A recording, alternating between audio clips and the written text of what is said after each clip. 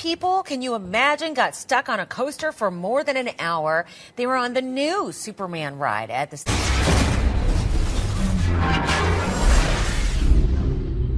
What's up, heroes, and welcome back to yet again another video. What's up, heroes, and welcome back to yet again another movie review. Welcome to Final Destination 3. Boy, this is one of the movies I've been wanting to get to in this entire franchise. Wait till y'all hear my thoughts on 4 and 5. But man, this movie is...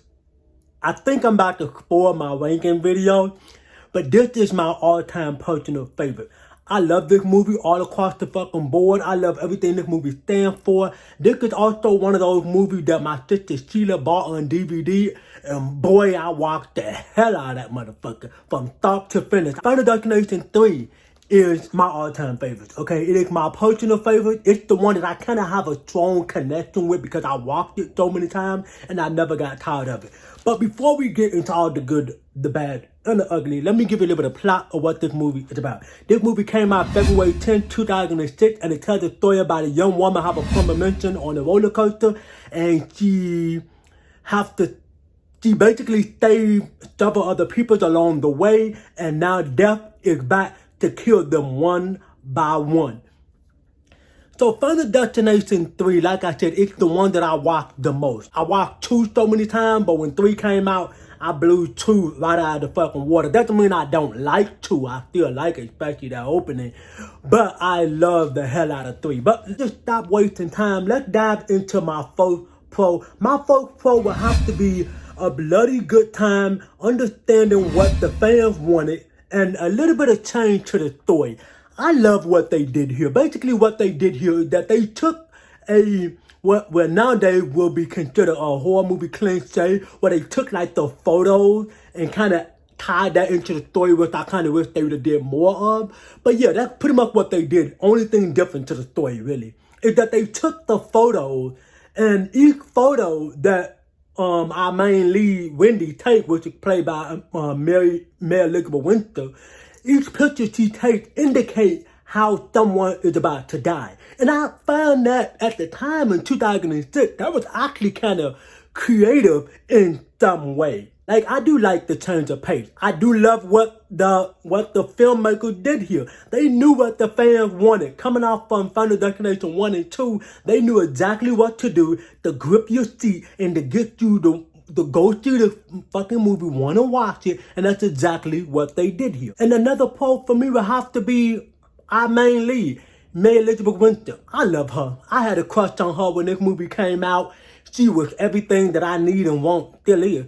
And I like her character because she is a massive upgrade from Kimberly. Don't get me wrong, Kimberly is one of my favorites. Don't be surprised where she go in the character ranking. But Wendy, as our main lead, Mary Elizabeth Winter, who played Wendy, this is huge star power. I feel like just her alone is enough to carry this movie weight. And that's exactly what she did. I probably would have to say she is the only standout performance in the whole movie. You do got this guy right here, which I grew up watching him on the Disney Channel.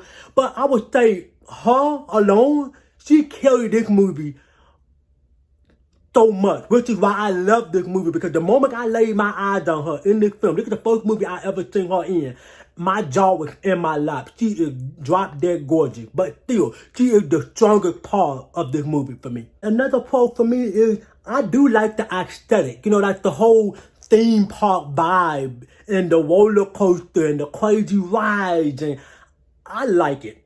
I don't like those type of parks. I don't go to those type of parks. Well, I've been there, but I've never been on any of the fucking rides, okay?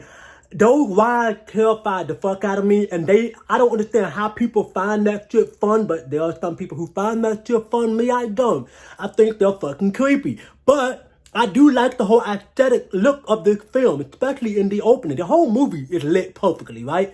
But yeah, still, I don't like any of those fucking creepy over-the-top rides. I think they're fucking crazy for what they try to go for.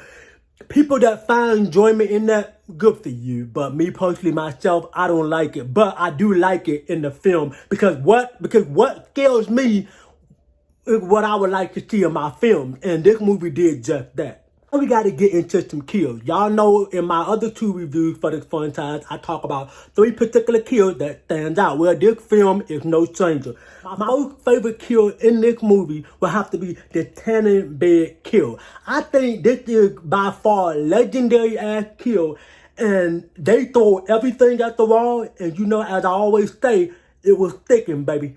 And that's exactly what this kill does. It's effective, it's creepy, it's fucking wild and crazy as shit. I don't want to get in those fucking tanning bed because of this fucking kill. It's not necessarily meaning it's gonna happen to me, but the fact that I saw this movie and I see one of those things, it would never happen. A second kill that I like here, it would have to be the boy that got his head cut up when they was in the drive-thru at like a little random little burger spot. And basically, on a truck came down the road, and Mary Elizabeth Winter and the other character had to jump out the car, and the truck smashed their car, and the film popped out and cut the back of the boy's head. Fucking insane.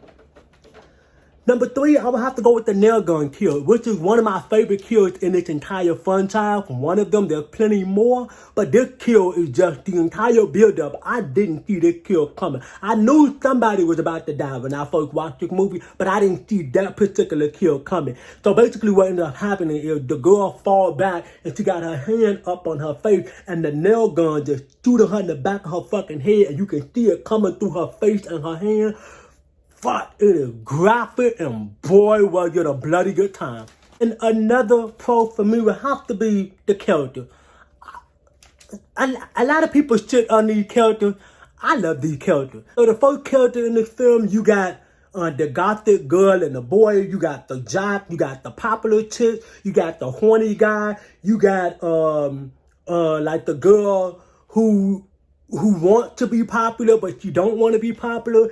Then you got a bunch of, so many characters in this fucking film. And these are horror movie cliche characters, but for some reason, this movie balanced out comedy and realism at the same time for me. And that's why I like this movie so much. Like I said, this is the movie I watch the most, people. Another pro for me, which I already touched on, but I forgot to mention one more thing, is the pictures, letting you play along with what's about to happen. So that's pretty much what Final Destination 3 does. It basically gives the viewers a chance to play along with the movie. So they show a picture and be like, ooh, I wonder how that person's gonna die.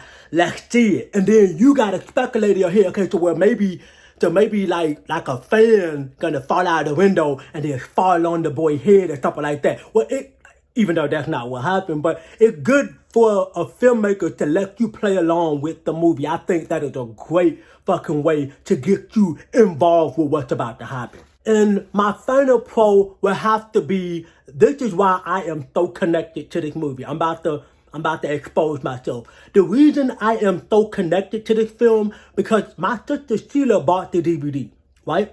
And so in the DVD, there's a separate DVD that had this little deleted scene type of, because they reshot this movie multiple times with like multiple different parts of the movie.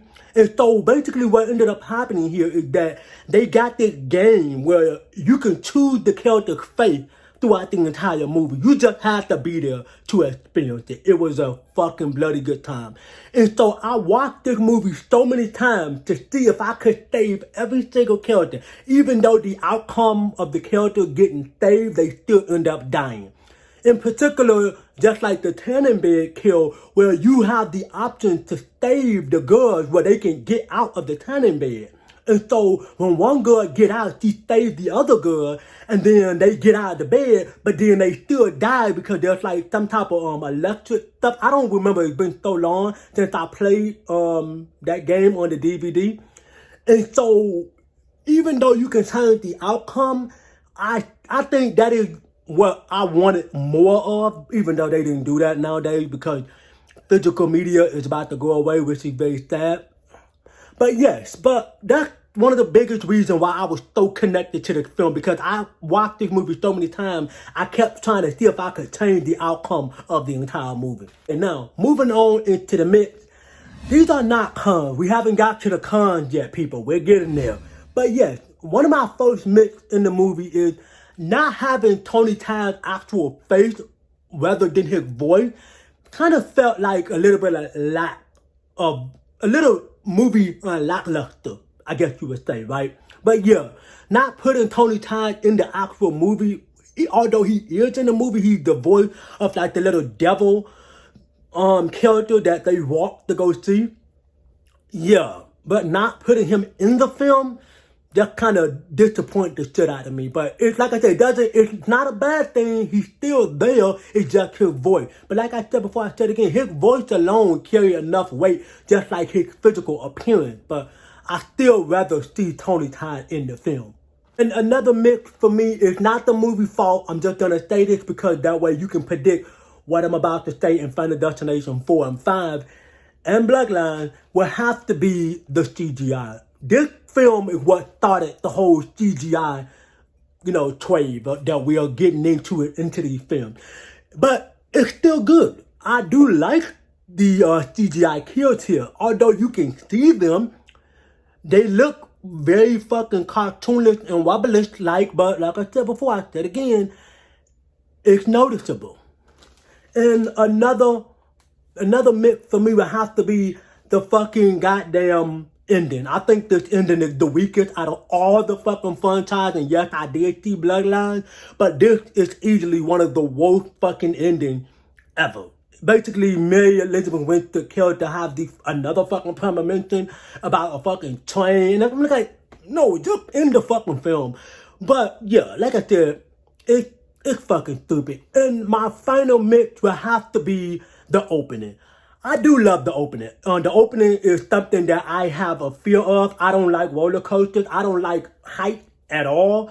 But yeah, that fucking opening, it's fucking cartoonish. It's fucking wobbleish as shit. But I still like it. It doesn't, it's not the worst looking CGI opening I've ever seen. We're getting there. But I still think it's effective for what they show us. So, HELLRAISERS, that's going to wrap up your review for Final Destination 3. If you want to see my previous reviews on the first 2 films, make sure you look in the description box to go check those out and then come back to this one and then continue to follow me as I get to the Final Destination Bloodline.